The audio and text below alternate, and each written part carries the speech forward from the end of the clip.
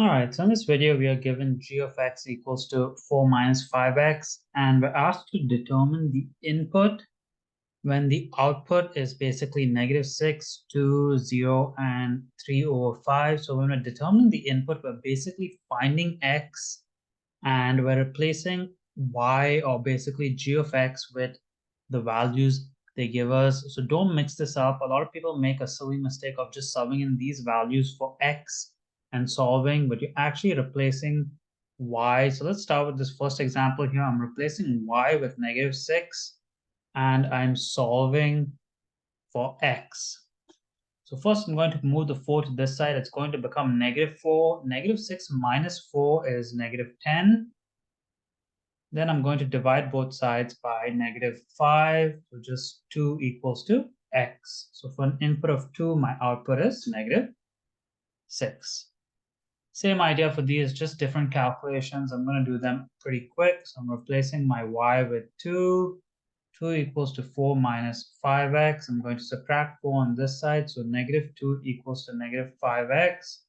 Divide both by -5. -2 divided by -5 is just positive 2/5.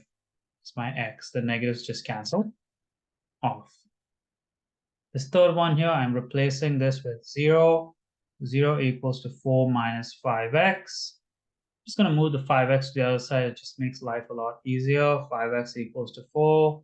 Divide both sides by 5. X equals 4/5.